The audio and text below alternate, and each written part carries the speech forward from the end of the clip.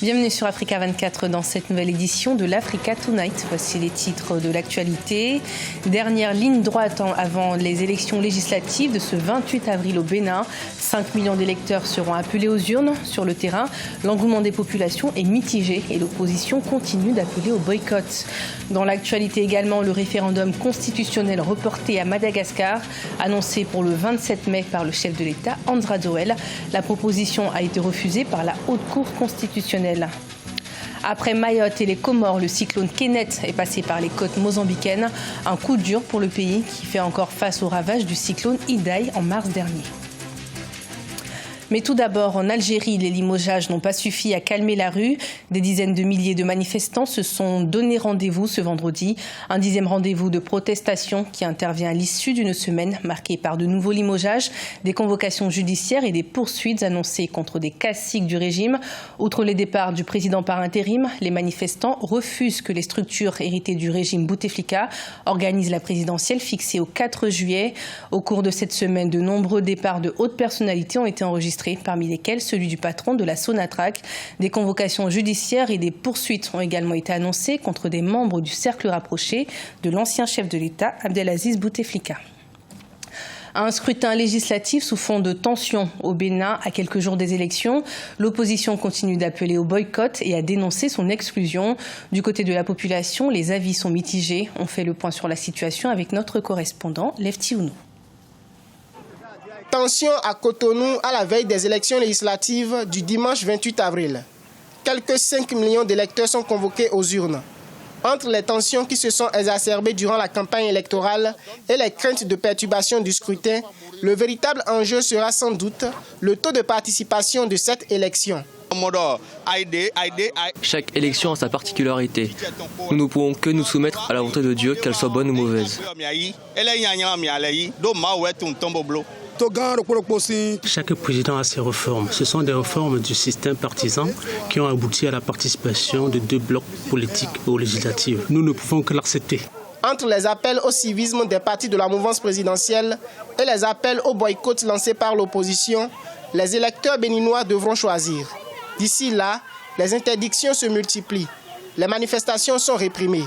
Récemment, la conférence épiscopale a exhorté à préserver la paix et l'unité nationale par l'organisation d'élections législatives inclusives. Je pense que ces élections auront lieu dans le calme, dans la paix. Comme les campagnes se déroulent dans la paix, c'est de la même manière que les élections aussi vont se dérouler. Nous avons déjà sensibilisé nos mères et nos femmes. Elles n'iront pas voter. Le parti d'opposition Union sociale libérale de l'homme d'affaires Sébastien Ajavon a appelé au boycott du scrutin du 28 avril 2019. Les élections législatives permettront à 83 élus issus des 2 blocs politiques de la mouvance de siéger au Parlement. Pas de référendum à Madagascar ce 27 mai 2019, alors que le chef de l'État, André Joël, a déjà signé un décret de convocation des électeurs.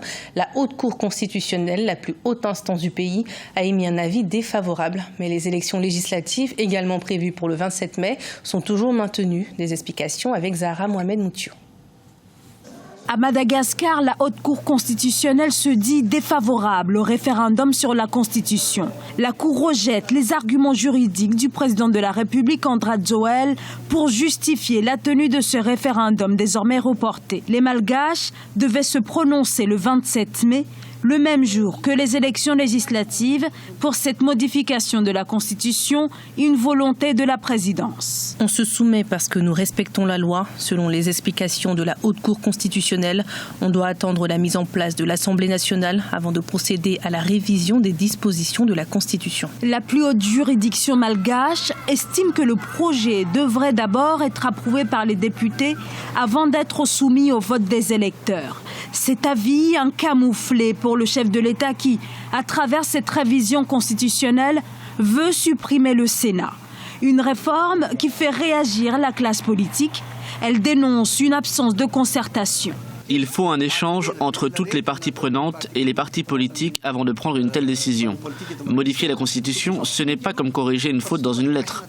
S'il veut passer en force, il verra les conséquences. Voilà ce que je vous dis. Il ne faut pas oublier que le pouvoir n'appartient jamais aux dirigeants. Il appartient au peuple. S'il tente de passer en force, il piétine la Constitution et ce n'est pas moi qui répondrai à ça, mais le peuple. Cette décision de la Haute Cour constitutionnelle a été saluée par l'opposition et la société civile pour qui, avant la tenue du référendum et conformément à la Constitution, le projet de loi doit d'abord être approuvé par les 3/4 des membres du Parlement.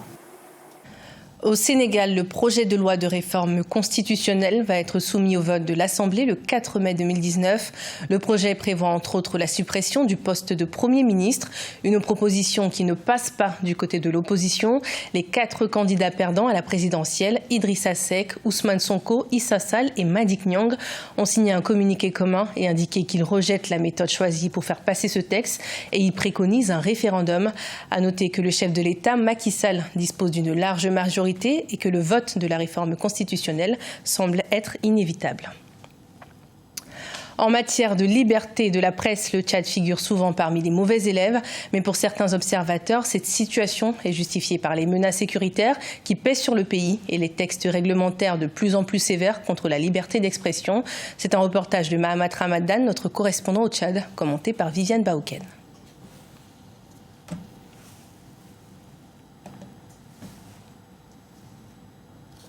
Dans le classement mondial de la liberté de la presse 2019 de Reporters sans frontières, le Tchad occupe le 122e rang sur 193 pays. Une position qui n'a pas surpris les hommes de médias tchadiens qui estiment que l'arrestation arbitraire des journalistes, la censure récurrente des organes de presse et les lois sur le régime de la presse jugées liberticides peuvent justifier ce classement inconfortable pour le pays.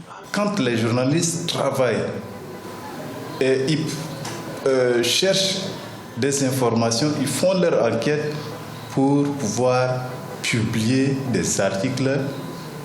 Très rapidement, il y a des agents des renseignements généraux qui se mettent à leur trousse en les intimidant, soit verbal, physiquement.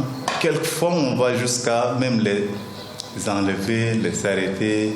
Pour certains observateurs, la situation sécuritaire liée aux menaces terroristes dans le pays et les mesures gouvernementales pour lutter contre ce fléau ne favorisent pas la liberté de la presse. Une situation qui pousse les médias à s'auto-censurer dans les débats. Nos partis politiques au pouvoir qui, d'une manière ou d'une autre, refusent de participer à un débat où il y a l'opposition. Et là, pour nous, autres journalistes, reporters, nous qui sommes sur le terrain, trouvons comme une censure. Parce qu'ils ne veulent pas s'exprimer sur une situation donnée, ne veulent pas donner leur position. Des fois, vous êtes obligés pour des questions d'équilibre, obligés de suspendre ou d'annuler tout simplement l'émission. Selon certaines organisations de la presse, la plupart des journalistes manquent d'expérience dans le traitement des informations relatives à la situation sécuritaire et se versent sans le vouloir dans l'apologie du terrorisme qui est sévèrement puni par les lois. Après avoir ravagé les Comores, le cyclone Kenneth s'est dirigé vers le Mozambique. Les dégâts sont considérables, des maisons ont été détruites, des arbres arrachés et l'électricité a été coupée à certains endroits. Le cyclone menace également la Tanzanie. Des précisions dans ce sujet de la rédaction. Le Mozambique, victime d'une nouvelle catastrophe naturelle. Le cyclone Kenneth a touché le jeudi 25 avril le nord du pays. Des vents violents allant jusqu'à 225 km/h ont arraché des arbres et provoqué des coupures d'électricité. Selon l'Institut mozambicain de gestion des situations d'urgence, près de 700 000 personnes ont été touchées par Kenneth. Le cyclone est également passé par Mayotte, où les établissements scolaires sont fermés jusqu'à nouvel ordre. Ici, on a un public donc extrêmement défavorisé, issu majoritairement des bidonvilles autour de Koungou et qui ont construit sur des terrains qui ne sont pas très stables et des habitats qui sont vraiment en tôle. Le cyclone se dirige désormais vers la Tanzanie. Le sud de la Tanzanie est la prochaine cible de Kenneth. Les autorités locales ont émis des messages d'alerte à destination des populations des provinces de Mtwara, Lindi et Ruvuma, situées dans le sud du pays. Il faut toujours rester prudent.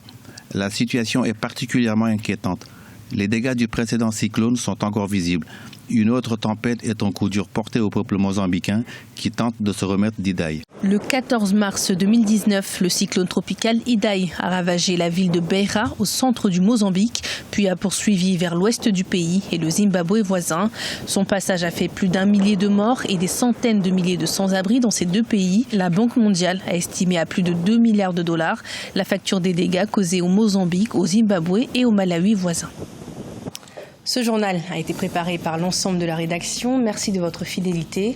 Retrouvez dans un instant une nouvelle édition de l'information sur Africa 24.